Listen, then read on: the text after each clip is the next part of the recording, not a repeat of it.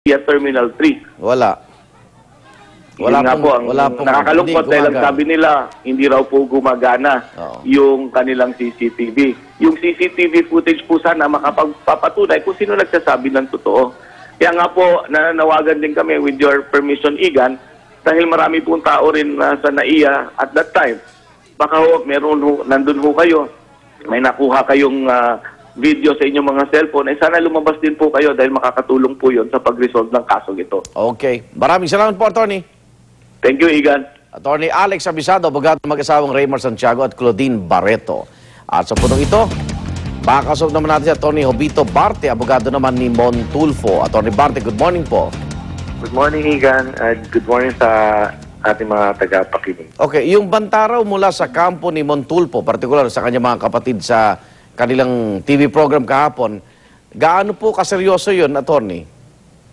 Actually, alam mo, Igan, siguro hindi ko masasabing seryoso yun eh. Oo. Alam mo, sa isang kapatid na nalaman mong naapi at sobrang nadihado. Oo. Siguro, yun mga sinasabi nila ay isang pagpahayag lamang ng kanilang pagka-disgusto sa mga pangyayari. So, matitiyak nyo, Attorney, na kung mapupunta nga sa mall o paliparan itong mag-asawa at mag-abot sila ng landas, hindi masasaktan o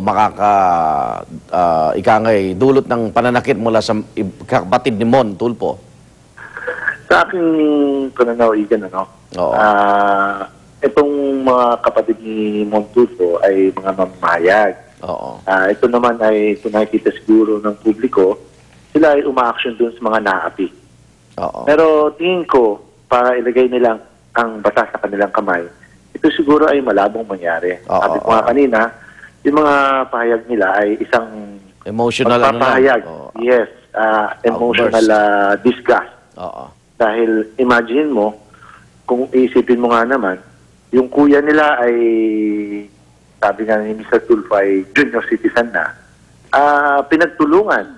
Kung makita mo doon talagang, kumbaga, si Mon Tulfo is already right to be their father. But despite his age, hindi siya ginalang.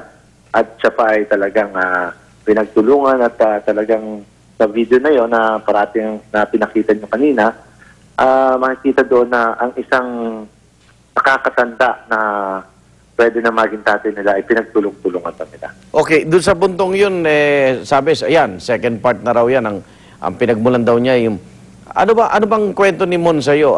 Tinulak ba niya si Claudine at sinipa? Matapos niyang suntukin at sinipa rin si Raymar? May ganun bang action mula sa kampo ni Mon, Attorney Barte?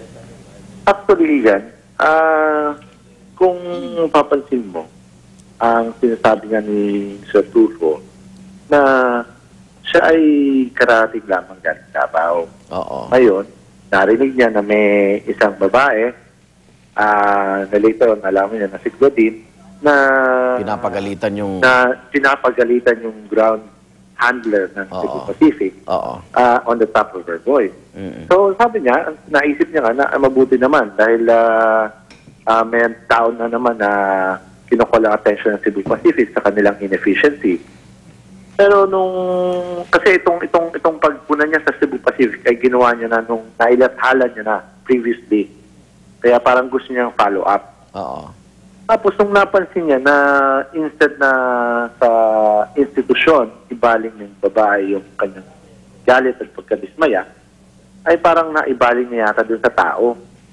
Na parang sabi niya, ito naman itong mga taong ito, special ground handler, ito naman ay nagpapaabot lamang kung ano yung mga pangyayari, ano yung alituntunin ng airline.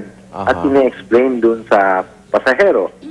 Kaya lang, parang naging personal na nga, na sinabi nga na tinawag pa na stupida yung babae, na may name drop pa na Lance Gokongwei, na papatanggal daw.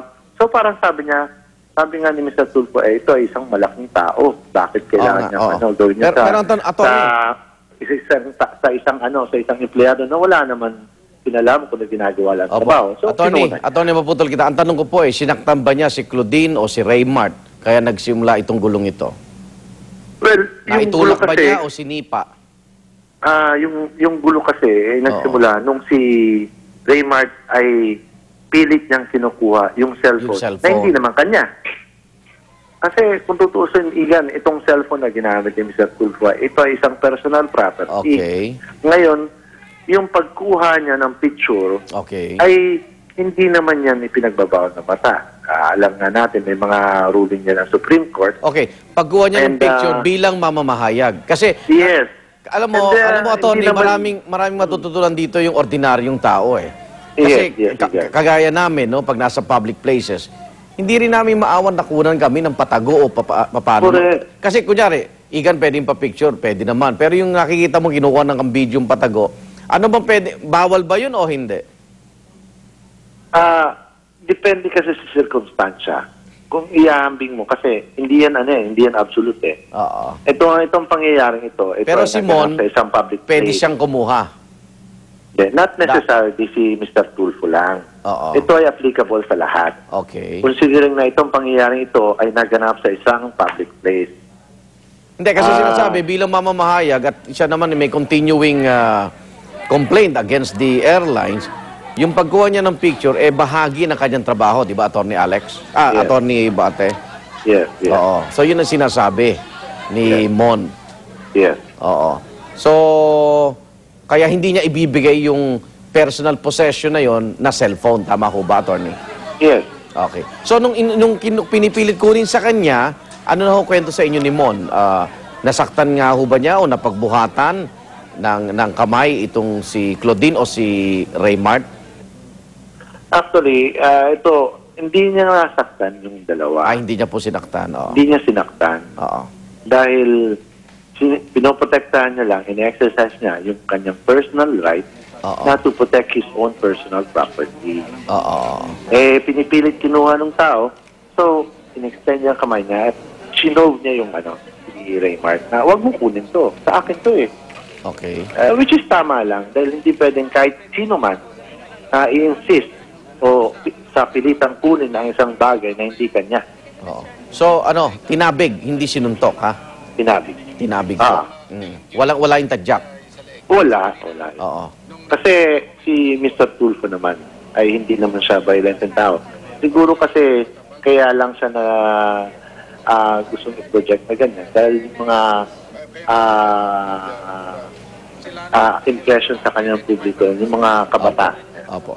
Okay. At least malinaw po, Atty. Barte, na yung mga naging pahayag po ng kanilang kampo, parang damdamin lang po yun at hindi talaga makakapanakit din sa mag-asawa. Dahil parang wala akong makikitang solusyon dun no? Igan, may isa lang akong sige. point out, no? Kung mamarapatid. Sige. Para din sa ika-alam ng publiko. Opo. Doon sa nabanggit mo na first part pa lang yung nasa video. Para at least sinasabi nila kasi ito'y round 2. Diba? Yan resulta daw sa nangyari ng pagsita doon sa cellphone. Go ahead po, Atty. Okay.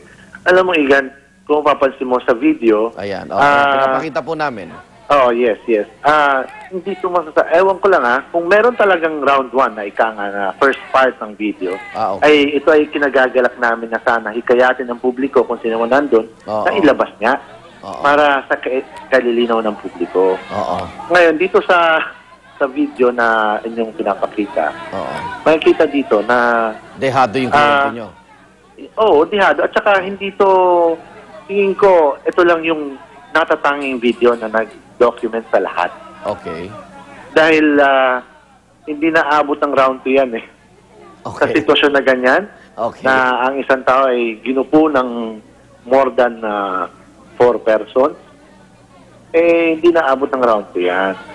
And dito, kung mapapansin mo, natapos na yun, naihiwalay na, ay pilit pa rin sinusundan. Okay. So, talagang kung yun nga, inaano ko rin, kung talagang meron silang round 1 na video, ilabas nila para mas malinawan ang sitwasyon. Okay. Atty., salamat po.